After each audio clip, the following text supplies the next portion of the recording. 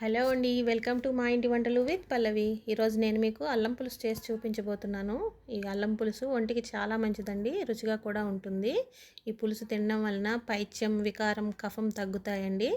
ఈ పులుసుని కనీసం నెలకు 2 సార్లైనా చేసుకొని తింటే ఒంటికి చాలా మంచిదండి. ఈ అల్లం పులుసు కోసం నేను 1 కప్పు అల్లం ముక్కలు తీసుకున్నాను. ఇది వెయిట్లో 175 గ్రామ్స్. 3 చెంచాలు ధనియాలు తీసుకున్నాను.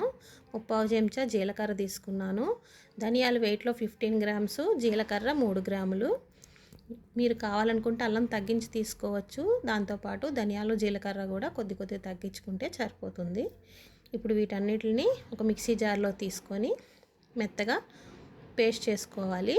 వాటర్ కొద్దిగా వేసుకొని మెత్తగా పేస్ట్ చేసుకోవాలి. చూసారు కదా, ఇలా మెత్తగా ముక్కలు ఏమి లేకుండా పేస్ట్ చేసుకొని పక్కన పెట్టుకోవాలి.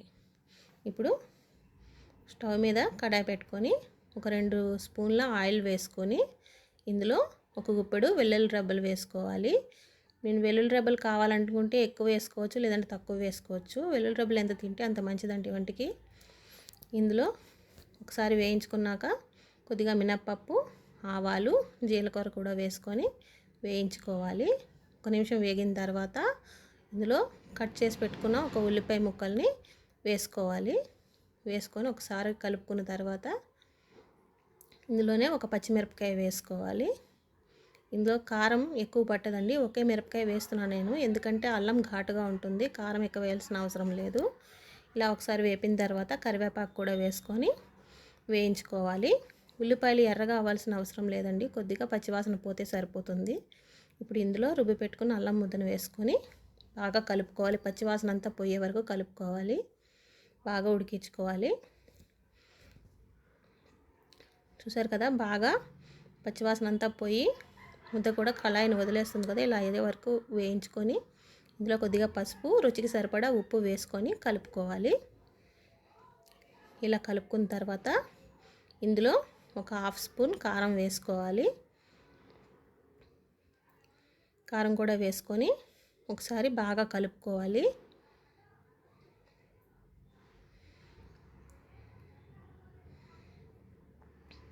బాగా కలుపుకున్న తర్వాత ఇందులో ఒక పెద్ద నిమ్మకాయ సైజ్ అంత చింతపండుని తీసుకొని పులుసు చేసుకున్నాను. పులుసుని ఇందులో వేసుకోవాలి. మీరు పులుపు ఎక్కువ కావాలనుకుంటే చింతపండు ఎక్కువ చేసుకోవచ్చు. మామూలుగా అయితే ఈ పులుపు సరిపోతుంది దీనికి. పులుసుని ముద్దని బాగా కలుపుకోవాలి. ఇలా కలుపుకున్న తర్వాత ఇందులో గ్లాసున్నర నీళ్లు పోసుకోవాలి. పులుసు చూడడానికి కొంచెం పలచగా ఉండేటట్టు నీళ్ళు పోసుకోవాలండి, ఎందుకంటే ఇది ఉడికిన తర్వాత చిక్కగా అయిపోతుంది.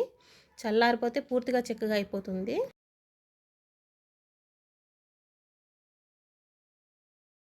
బాగా ఇలా కలుపుకుంటూ ఉడికించుకోవాలి. మధ్య మధ్యలో కలుపుకోకపోతే అడుగు పట్టేస్తుంది, అల్లం తొందరగా అడుగు పట్టేస్తుంది కదా. చూసారు కదా, పులుసు చిక్కబడిపోయింది. ఇలా చిక్కబడిన తర్వాత కొద్దిగా బెల్లం వేసుకోవాలి.